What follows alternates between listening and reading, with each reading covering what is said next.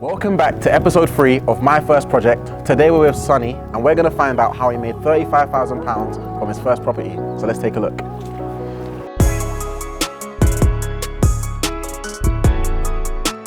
So as we enter the house, we get straight into the reception room. And the first thing that I notice is how spacious it is. So if you come and look over here, you can tell that there was a part in here in the room that split it into two that made the house look a bit smaller than it is. But one thing that I'm really impressed with is the carpet. So it's grey, you know how I like my greys, but also the underlay Sonny has chosen to use is probably the best on a project I've seen so far. And guess what? It matches with the spotlights. We're in the kitchen, which has a marble tiled floor, which helps the room look a lot bigger, but it also matches with the backsplash. The colour scheme has continued throughout the house, so you still got your greys, the chrome and your whites. The Howden's kitchen has soft closing doors. And if you come over here, you've got access to the garden and there's a downstairs bathroom over there, which is convenient for a family.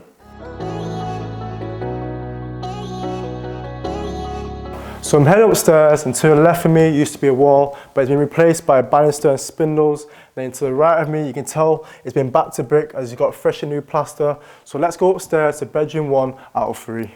All the bedrooms are similar size and colour. 2 of the bedrooms have big windows which let in a lot of natural light. The things I would change would be the lights. I would change the lights to spotlights, add the wow factor. Going from the lights, I would change the switch to match with the chrome handles. And last but not least, I would recess the pipes because recessing the pipes will add a clean look. I'm standing outside the upstairs bathroom, which wasn't originally here, but because bedroom 3 was so big, Sonny decided to make it a bit smaller and add an upstairs bathroom, which again helped increase the property's value.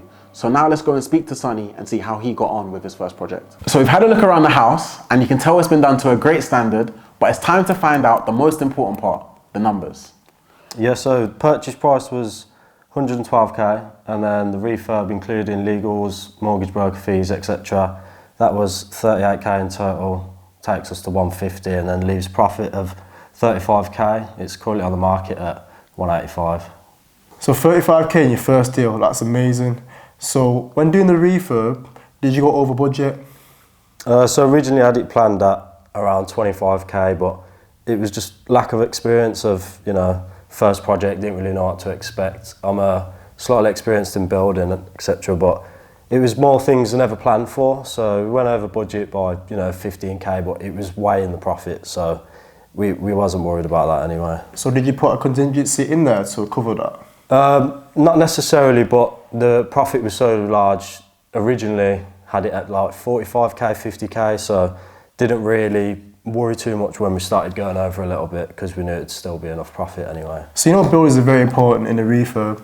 So how did you find managing them?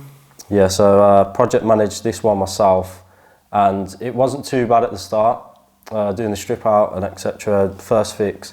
But as we got along, we had plasterers I had to subcontract from around the area, and being such a far distance, it wasn't like anyway convenient. Managing builders being so far away, not being able to check on the project when you can, and that made it quite difficult. So I had a lot of ups and downs throughout the project, and some things weren't done to my standard, but we let it go in the end. So moving on to your next project, what would you take away from this to your next project? I'd definitely take managing builders on a time schedule, getting each one in, knowing when they're coming in, having the other ones ready to come in after, rather than just when he's done, then he can come in. Because once you book a builder in, if one's not finished before, then he's like, oh well, I can't come in for like another 2 weeks.